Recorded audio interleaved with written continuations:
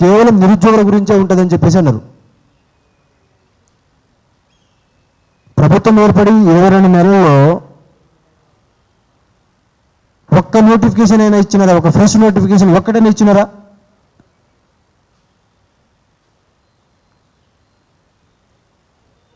ఆ సోమాజిగూడ ప్రెస్ క్లబ్లో ఆ రోజు పిసిసి అధ్యక్షులుగా ఉన్నటువంటి రేవంత్ రెడ్డి గారు ఈరోజు ముఖ్యమంత్రి గారు అయినప్పుడు ఆ విషయాన్ని మర్చిపోయినారు. నిరుద్యోగ యువతకు ఇచ్చినటువంటి హామీలన్నీ మర్చిపోవడమే కాకుండా ఎటకారంగా ఎగతాళి చేసుకుంటూ ఆయన నోటికి వచ్చినట్టు మాట్లాడుతున్నాడు. ఆయనతో పాటు ఇంకా కాంగ్రెస్ పార్టీ కింద నాయకులు వాళ్ళైతే వాళ్ళకు నోరుకు అద్దున్నది ఒక లిమిట్ అనేది లేకుండా మాట్లాడుతున్నారు. మరి ఆ సోమాజిగూడ ప్రెస్ క్లబ్లో మీరు ఇచ్చిన వాగ్దానాల ప్రకారంగా మిమ్మల్ని నమ్మి మేము ఆ ప్రభుత్వాన్ని ఓడగొట్టి ప్రచారం చేసి మిమ్మల్ని ఓడగొట్టినాం, ఒక ప్రభుత్వాన్ని ఓడగొట్టినాం, మిమ్మల్ని గెలిపించినాం. మరి గెలిపించిన తర్వాత మీరు డిఎస్సి పోస్ట్ పోన్ చేయమంటే చేశారా? చేయలేదు. గ్రూప్ 2 పోస్టులు పెంచమంటే పెంచారా? పెంచలేదు. గ్రూప్ 2 పోస్టులు పెంచి పోస్ట్ పోన్ చేయమంటే చేసినారా? చేయలేదు. మేము నోటిఫికేషన్స్కి రావాలి అంటే మీరు జాబ్ క్యాలెండర్ అని చెప్పేసి డైవర్ట్ చేసినారు. ఎంపీ ఎలక్షన్స్ అన్నారు, ఎమ్మెల్సీ ఎలక్షన్స్ అన్నారు, ఈ ఎలక్షన్స్ అయిపోయిన తర్వాత ఈ ఎలక్షన్స్ అన్నారు, ఈ ఎలక్షన్ అయిపోతే ఎమ్మటే మీకు నోటిఫికేషన్ విడుదల చేస్తామని అన్నారు. ఇవి ఏవి కూడా కన్సిడర్ చేయకుండా మేము ప్రతి సందర్భంలో కూడా మీరు ఏం చెప్తున్నారో వినుకుంటూ ఓపిక పడుతుంటే ప్రభుత్వం వచ్చిన 3 నెలల్లోనే మీరు ఉద్యమాలు చేస్తారా? ప్రభుత్వం వచ్చిన 6 నెలల్లోనే మీరు ఉద్యమాలు చేస్తారా? ప్రభుత్వం వచ్చిన సంవత్సరంలోనే మీరు ఉద్యోగాలు అడుగుతారా? ప్రభుత్వం వచ్చిన 2 సంవత్సరాల్లోనే మీరు ఉద్యోగాలు అడుగుతారా? ఇంకా ఇంకో 2 సంవత్సరాలు దాటితే ప్రభుత్వం వచ్చిన 4 సంవత్సరాల్లోనే మీరు ఉద్యోగాలు అడుగుతారా అని చెప్పేసి స్థాయి కూడా వస్తారనేది నాకు అర్థమైపోయింది. వీళ్ళకి చిత్తశుద్ధి అనేది లేదు, అసలు ఒక సిన్సియారిటీ అనేది లేదు. వీళ్ళకు నోటిఫికేషన్ విడుదల చేయొద్దు అనేది క్లియర్గా వీళ్ళ ఇంటెన్షన్ అనేది అర్థమైంది. ఈ ప్రతి సందర్భంలో ఈ కాంగ్రెస్ పార్టీ యొక్క ఇంకా గ్రూప్ 1 విషయం గురించి జియో నెంబర్ 29 తీసుకొచ్చినారు. మరి గ్రూప్ 1లో జియో నెంబర్ 29 తీసుకొచ్చి ఎస్సీ బీసీలకు ఎక్కడ న్యాయం చేసినారు? ఆ జియోనే ఫస్ట్ ఒక అన్కాన్స్టిట్యూషనల్ జియో తీసుకొచ్చినారు. ఇప్పుడు ఈరోజు మీరు ఆ తీర్పు చూస్తే ప్రభుత్వానికి చెల్లుమని చెప్పేసి కొట్టేలాగా గౌరవ హైకోర్టు ఈరోజు ఒక తీర్పు ఇచ్చింది. నిరుద్యోగ యువతకు అండగా నిలబడే ఒక తీర్పు ఇచ్చింది. న్యాయం చేయడం కోసం ఒక తీర్పు ఇచ్చింది. మరి ఒకవేళ నిజంగా మీరు ట్రాన్స్పరెంట్గా టీజీపీఎస్సీ ద్వారా ఈ నోటిఫికేషన్స్ అన్నీ కూడా ప్రాపర్గా గ్రూప్ 1 మీరు పకడ్బందీగా నిర్వహిస్తే మేము ఆ రోజు ఏదైతే అనుమానాలు లేవనెత్తినామో అవన్నీ నిజమే కాకపోతే ఈరోజు హైకోర్టు ఎందుకు నిరుద్యోగ యువత తరఫున రీఎవాల్యుయేషన్ చేయాలి, లేదంటే ఎగ్జామ్స్ అని చెప్పేసి మెయిన్స్ కండక్ట్ చేయాలని చెప్పేసి చెప్తుంది? కాబట్టి ఇక్కడ గవర్నమెంట్ ఫెయిల్యూర్ అనేది క్లియర్గా అర్థమైపోయింది. అసలు ఎగ్జామ్సే ఫస్ట్ నోటిఫికేషన్సే విడుదల చేయట్లేదు. ఇచ్చినటువంటి నోటిఫికేషన్స్ మీరేమో అన్నారు, గ్రూప్ 1 ఎగ్జామ్ని, గ్రూప్ 1 అనే పెద్ద ఎగ్జామ్ని మీరు పల్లి పటాన్లాగా అమ్ముకున్నారు. పేపర్లు లీక్ అయినాయి, పల్లి పటాన్లాగా అమ్ముకున్నారు అని చెప్పేసి మీరు నిరుద్యోగ యువతను మొత్తం సరే ఆ ప్రభుత్వాన్ని మీరు తిట్టినారు, పోరాటం చేసినారు, మంచిదే. తిట్టినారు, పోరాటం చేసినారు, మీరు మంచిదే. మరి మీరు చేసింది ఏంది? 1:100 అయినా సరే, 1:100 ఇవ్వకపోని 1:50 ప్రకారంగా అయినా జియో నెంబర్ 55తో ఇస్తే మిమ్మల్ని ఈ యావత్ తెలంగాణలో ఉన్న నిరుద్యోగ యువత మిమ్మల్ని అందరినీ ఈ కాంగ్రెస్ పార్టీని అభినందించేటోళ్ళు కదా. అది చేశారా? అది చేయలేదు. చేయకుండా 1:100 ప్రకారంగా లేదు, జియో నెంబర్ 29 తీసుకొచ్చినారు. ఇది ఎగ్జామ్స్ కండక్ట్ చేసే విధానంలో ఈ కాంగ్రెస్ పార్టీ అవలంబిస్తున్నటువంటి ఒక విధానం. అది పూర్తిగా అది సామాజిక న్యాయానికి ఎగ్నెస్ట్గా పోతున్నటువంటి ఒక విధానం. ఇది ఒక ఎత్తు. ఇక నోటిఫికేషన్ గురించి సరే మీరు ఎట్లా ఇవ్వట్లేదని చెప్పేసి నేను ఆ రోజు ఆమరణ నిరాహార దీక్ష మొదలుపెట్టినప్పుడు అక్కడ కూడా మీరు నోటిఫికేషన్ విడుదల చేయండి సార్ అని చెప్పేసి ఒక ఆడపిల్ల శ్రీధర్ బాబు గారు కాళ్ళలో పడి మరీ వేడుకున్నారు. ఆ రోజు కనికరించలే. దాని తర్వాత ఇదే ఇందిరా పార్క్ దగ్గర 5,000 మందితో ధర్నా చేసినారు. ఆ రోజు మీరు ఎక్కడ కూడా న్యూస్ని బయట రానియకుండా అక్కడ కూడా అన్యాయం చేసినారు. చేసిన తర్వాత మరి ఎన్నిసార్లు మేము ఉద్యమాలు చేయాలి, ఎన్నిసార్లు ధర్నాలు చేయాలని చెప్పేసి నేను ఆ రోజు ఆమరణ నిరాహార దీక్ష కూర్చున్నా. 9 రోజులు కూర్చుంటే ప్రభుత్వము 7వ రోజు వచ్చి నువ్వు స్పష్టమైనటువంటి హామీతో రాకుండా నువ్వు నన్ను లేచిరా నేను ముఖ్యమంత్రిగా మాట్లాడిపిస్తా అంటే మిమ్మల్ని ఎట్లా మేము నమ్మాలి? మీ క్రెడిబిలిటీ ఏంది? ఎలాంటి వ్యక్తులను పంపించినారు మీరు ఆ రోజు? ఒక గిరిజన బిడ్డగా యావత్ తెలంగాణ నిరుద్యోగ యువత కోసం అండగా నిలబడ్డప్పుడు కనీసంగా ఒక క్రెడిబిలిటీ ఉన్నటువంటి నాయకుడిని మీరు ఆ రోజు పంపించి ఉంటే మీతో మీ మాట నమ్మి మేము బయటకు వచ్చేటోళ్ళం. కానీ ఆ రోజు మేము అట్లా రాకుండా ఉండడమే మేము చేసినటువంటి మంచి నిర్ణయం. ఎందుకంటే ఆ రోజు మీ మాట విని ఉంటే ఈ రోజు వరకు మేము బ్లేమ్ అయ్యేటోళ్ళం. అక్కడి నుంచి మొదలు పెడితే మీరు ఢిల్లీలో ఏఐసిసి పార్టీ ఆఫీసులో మేము ఢిల్లీలో జంతర్ మంతర్ దగ్గర ధర్నా చేస్తే డిఎస్సి పోస్ట్ పోన్ వద్దు మాకు ఎగ్జామ్స్ కావాలని చెప్పేసి ఇక్కడ నుంచి మనమంట లేఖలు మీడియా మెసేజ్లు అన్నీ మనమంతా ఫార్వర్డ్ చేసినామంట. ఇంత దారుణంగా మీరు నిరుద్యోగం యువత మీద కుట్ర పన్నుతున్నారు. అక్కడ నేను షాక్ అయినా. నేను అసలు అక్కడ తిరిగి వచ్చి ముట్టడిలు చేసినాం, ధర్నాలు చేసినాం. మే 30 తారీఖున ఇంద్రపార్క్ ధర్నా చేసినాం. దాని తర్వాత చలో సెక్రటరీ ముట్టడి పెట్టినాం.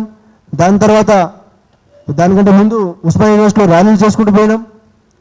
గ్రూప్ 1 మీద గ్రూప్ 1 ఇష్యూస్లో అవకతవకలు జరిగినాయని చెప్పేసి ర్యాలీలు చేసినాం, ప్రెస్ మీట్లు పెట్టినాం. పవర్ సెక్టార్ నోటిఫికేషన్స్ గురించి కాళ్ళు అరిగిపోయేలాగా ఈరోజు రేపు ఇంజనీరింగ్ నోటిఫికేషన్స్ గురించి కానీ కలగని మనిషి లేదు. ఆఖరికి ఎంఐఎం పార్టీ వాళ్ళ వ్యవస్థను కూడా కలిసినారు, రిప్రజెంటేషన్ ఇచ్చినారు. ఏమనంటే ఆర్థిక శాఖ ఆమోదం తెలపడానికి సిద్ధంగా అది కూడా అయిపోయింది.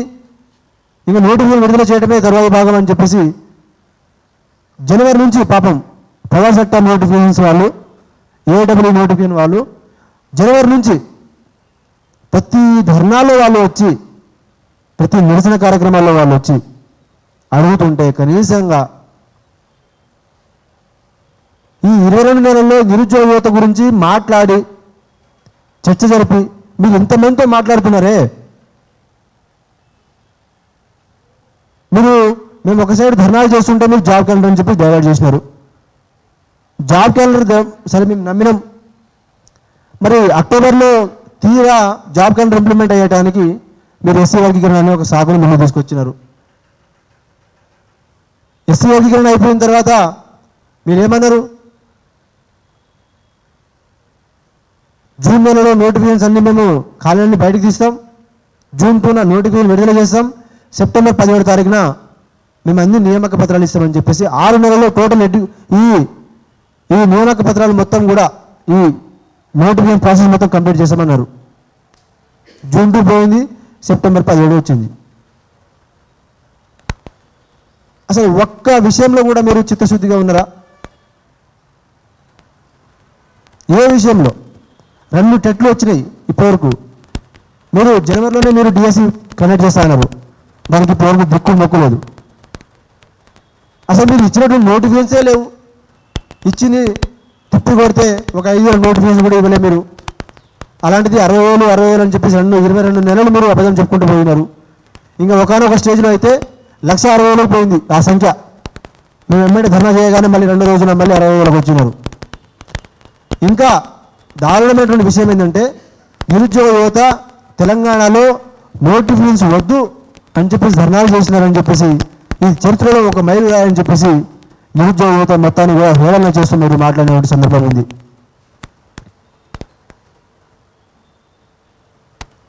ఎన్ని అవమానాలు, ఎన్ని అవహేళనలు, మీరు ఏం చెప్తే నమ్ముకుంటూ వచ్చినాం. చిక్కడపల్లి లైబ్రరీలో వచ్చినారు, చర్చలు అన్నారు, 3 రోజుల్లో మేము ముఖ్యమంత్రితో మాట్లాడిపిస్తున్నారు, 6 నెలలు, 6 రోజులు, 10 రోజులు, 16 రోజులు అన్నారు. దానికి దిక్కులేదు, మొక్కులేదు. మరి గాంధీ భవన్లో వినతి పత్రాలు ఇవ్వడానికి వస్తే అరెస్టు చేసినారు, కేసులు చేసినారు. మీరు ఎక్కడ సార్? మీరు ప్రభుత్వం నుంచి ఆలోచన చేయాలి. మీరు ఎక్కడ? మేము ఒకటే చెప్తున్నాం. ఇప్పుడు మీరు ఒకే ఒక్క నోటిఫికేషన్, మీకు ఇష్టం వచ్చినటువంటి నోటిఫికేషన్, ఒక్క నోటిఫికేషన్ విడుదల చేయండి. అది కూడా మీరు చేయరని మేము అనుకుంటున్నాం. ఎందుకంటే మీకు సిన్సియారిటీ లేదు. మీరు ఒక్క నోటిఫికేషన్ విడుదల చేయండి. మేము అన్ని రకాలుగా మీకు స్థానిక సంస్థల ఎన్నికల్లో కూడా మేము సహకారం అందిస్తాం. మేము ఏ ఆందోళన చేయం, ఏ ధర్నాలు చేయం. అయితే గవర్నమెంట్ బాధ ఏంటంటే ఒక్క నోటిఫికేషన్ కూడా ఎందుకు విడుదల చేయట్లేదంటే, ఒక్క నోటిఫికేషన్ విడుదల చేసినా అందరూ మళ్ళీ హైదరాబాద్కి వచ్చేస్తారు. మళ్ళీ ఈ నోటిఫికేషన్ అంటే ఒక నిరుద్యోగ యువత ఆ కోపాన్ని మరి వీళ్ళు ఇచ్చిన హామీలను నిలబెట్టుకోలేదు కాబట్టి 2 లక్షల ఉద్యోగాల గురించి అడుగుతారని చెప్పేసి వీళ్ళు అనుకుంటున్నారు. మీ స్ట్రాటజీలు మీరు మంచిగా ఉన్నాయనుకుంటున్నారు. కానీ మీరు తెలంగాణలో మరో బంగ్లాదేశ్ లాంటి ఉద్యమాలు, తెలంగాణలో బంగ్లాదేశ్ లాంటి ఒక ప్రభుత్వం మీద ఎట్లా తిరగబడ్డారో అలాంటి తిరుగుబాటు ఈ కాంగ్రెస్ పార్టీ కావాలనుకుంటుందా? మరి మమ్మల్ని అట్లా ఆ విధంగా రెచ్చగొట్టాలనుకుంటుందా? మరి ప్రభుత్వమే ఆలోచన చేయాలి. మాకు అలాంటి ఆలోచన లేదు. మాకు అలా మేము ఏదో ప్రభుత్వం మీద మేము దాడులు చేయడానికి ఇక్కడేం లేవు. మేము రాజకీయ వ్యవస్థ కాదు. ఈ తెలంగాణ పుట్టిందే నీళ్లు, నిధులు, నియామకాలని చెప్పేసి. ఎవరికి వచ్చిన నియామకాలు? కాబట్టి మేము పొలిటికల్గా మాట్లాడదలుచుకోలేదు. మేము పొలిటికల్ పార్టీ లీడర్లం కాము. పొలిటికల్ స్టేట్మెంట్స్ మాకు అవసరం లేదు.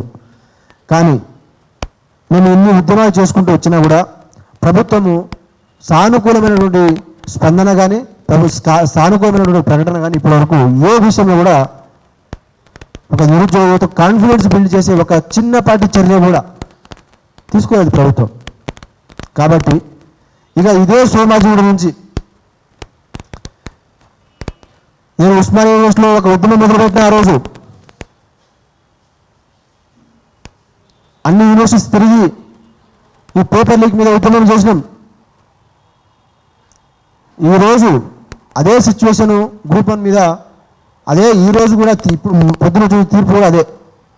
ఈ ప్రభుత్వం కూడా గ్రూప్ 1 అభ్యర్థులకు అన్యాయం చేసింది. టోటల్ ఎగ్జామినేషన్ ప్రాసెస్లోనే అన్యాయం చేసింది. ఒక్క నోటిఫికేషన్ కూడా విడుదల చేయకుండా దారుణంగా మోసం చేసింది అని చెప్పేసి మేము ఒక నిర్ణయానికి వచ్చినాం. ఇప్పుడు ఈ విషయాలతో పాటు నాతో పాటు ప్రతి నిరుద్యోగి నుంచి వాళ్ళు ఏం మాట్లాడుకుంటున్నారు, ఏం మాట్లాడతారు, ఆ వాస్తవం చెప్పాలంటే అశోక్ నగర్ ఖాళీ అయిపోయింది, దిల్సుఖ్ నగర్ ఖాళీ అయిపోయింది, డిస్ట్రిక్ట్ లైబ్రరీకి వెళ్ళిపోయినారు, ఇంటికి వెళ్ళిపోయినారు. ముఖ్యంగా మీకు చెప్పాలంటే power sector notification 2018 last, A W notification 2018 last. 2018 నుంచి ఇప్పటి వరకు అంటే 2025 7 సంవత్సరాల్లో మరి ఆ వ్యవస్థలు, ఆ శాఖలు ఎట్లా రన్ కావాలి? మరి మీరు ఈ ప్రభుత్వం ఉన్నదే విద్యా వ్యవస్థని పటిష్టం చేయడానికి అని చెప్పేసి అంటున్నారు. మరి దానికి తగినటువంటి హ్యూమన్ రిసోర్స్ని రిక్రూట్మెంట్ చేయాలి. మరి రిక్రూట్మెంట్ చేయాలంటే డిఎస్సి ఎగ్జామ్స్ని రిక్రూట్మెంట్ చేయాలి. మరి మీరు చేస్తున్నారు ఆ ప్రకారంగా? ఈ ప్రభుత్వంలో ఎస్ఐపిసి నోటిఫికేషన్స్ ఒక్కడ ఇవ్వలేదు. మళ్ళీ వాళ్ళ ఏజ్లు పెరిగిపోతూ ఉన్నాయి. మీరే అంటారు మాకు ఈ ఏజ్లో ఉన్న వాళ్ళనే మేము తీసుకుంటాం, ఈ హైట్లో ఉన్న వాళ్ళని మేము తీసుకుంటాం, ఇంత మించి మేము ఇట్లాంటి విషయం ఎక్కడ కూడా కాంప్రమైజ్ కామని చెప్పేసి మీరే అంటారు. మరి 2023లో ఏర్పడినటువంటి ప్రభుత్వం మరి 2 సంవత్సరాల్లో ఈ నిరుద్యోగ యువత ఈ ఎస్ఐపిసి నోటిఫికేషన్స్కి వాళ్ళ ఏజ్ ఆ లిమిట్ దాటిన వాళ్ళందరూ మరి వాళ్ళకి ఏ రకమైనటువంటి ఆపర్చునిటీ మీరు క్రియేట్ చేస్తున్నారు? ఒక ఆపర్చునిటీ అయితే మిస్ అవుతున్నారు కదా వాళ్ళు. అరే మీరు నోటిఫికేషన్ ఇస్తే వచ్చి వాళ్ళు చదువుతాడు, వచ్చినోడు జాబ్ చేసాడు, ఆనోడు వేరే పని చేసుకుంటాడు. మీరు వస్తారా రాదా, ఇస్తారా ఇవ్వరని అదైనా పోనీ ఒక క్లారిటీ ఇవ్వండి. మేము 2 లక్షల ఉద్యోగాలు కూడా అట్లే ఒకే ఒక్క నోటిఫికేషన్ వేయండి. ఇప్పుడు మేము ఈ ఆందోళనలు ఇవన్నీ కూడా బంద్ చేస్తాం. మీకు ఆ చిత్తశుద్ధి లేదు, మీకు ఆ కమిట్మెంట్ లేదు. కాబట్టి నేను ఏ నిరుద్యోగ యువత కోసమైతే ఆ రోజు 9 రోజులు చావు అంచుల వరకు పోయి వచ్చానో, ఇదే తెలంగాణలో ఉన్నటువంటి నిరుద్యోగ యువత కోసం ఈరోజు మేము 10 పిడికిలు పట్టుమని ఒక 10 మంది ఉండొచ్చు, ఒక 20 మంది ఉండొచ్చు. కానీ ఈ 30 లక్షల మంది 40 లక్షల మంది నిరుద్యోగ యువతను ప్రభావితం చేసే ఉద్యమాలు అనేది మేము అందరితో మీ రౌండ్ టేబుల్లో అందరితో వాళ్ళ యొక్క ఆలోచనలు ఎలాంటి కార్యాచరణ ప్రకటించాలనేది కూడా వాళ్ళందరితో మేము అన్నీ మీ మీడియా ముఖంగానే మాట్లాడి మేము ఫైనల్గా మేము మా యొక్క ఆలోచనలు మేము దేని ప్రిపేర్ అవుతున్నాం, మేము చేయబోయే యాక్టివిటీ ఏముంటుంది, ఎట్లా ఉంటుంది అనేది, మా ఉద్యమం అనేది ఎట్లా ఉంటుంది అనేది కూడా మేము ఈ యొక్క ప్లాట్ఫామ్ నుంచి మేము ఎలాంటి నినాదంతో ఈ గ్రామాల్లో ప్రజల్లో పోవాలని చెప్పేసి మేము అన్నీ కూడా మేము చర్చించి యావత్ తెలంగాణ సమాజం ముందర మేము అన్ని విషయాలు కూడా మేము ఉంచదలుచుకున్నాం. కాబట్టి ఇప్పుడు ప్రతి మీ మాటలు రాకపోని మీకు మీ బాధలు ఏందో, మీ కష్టాలు ఏందో, మీరు దేని ప్రిపేర్ అవుతున్నారు, నేను చెప్పిన దాంట్లో ఏమైనా మిస్ అయినా అవ్వకున్నా అది రిపీట్ అయినా సరే మీరందరూ కూడా మీ యొక్క వర్షన్లో మీరు ఎక్కడి నుంచి ప్రిపేర్ అవుతున్నారు. ఎందుకంటే మేము దేని ప్రిపేర్ కావట్లేదు, మేము అంత పెయిడ్ ఆర్టిస్టులము అది ఇది అని చెప్పేసి అంటున్నారు. కాబట్టి మేము ఒక ట్రూ ఆస్పిరెంట్స్తో మాట్లాడాలా, వాళ్ళ జెన్యూన్ ఆస్పిరెంట్స్తో వాళ్ళ వర్షన్లో వినాలి, వాళ్ళ సలహాలు సూచనలు తీసుకొని మేము ఒక ఉద్యమాన్ని నిర్మిద్దామని చెప్పేసి ఈ యొక్క రౌండ్ టేబుల్ సమావేశం పెట్టుకున్నాం. దీంట్లో ప్రతి ఒక్కరు కూడా మీ యొక్క సలహాలు సూచనలు, మీరు దేని ప్రిపేర్ అవుతున్నారు, ఇక మీరు ఎలాంటి ఉద్యమాలు చేయాలి, మన నోటిఫికేషన్ వస్తే మరి మనం ఉద్యమాలు చేస్తామా చేయమా అనేది కూడా మీరు మీ సైడ్ నుంచి మీరు క్లారిఫికేషన్ ఇవ్వండి. మాట్లాడమ్మా. మీ పేరు చెప్పండి, మీరు దేని ప్రిపేర్ అవుతున్నారు, ఏంది, మీరు ఏం చెప్పదలుచుకున్నారో మీరు అందరూ కూడా అన్నీ కూడా మాట్లాడండి.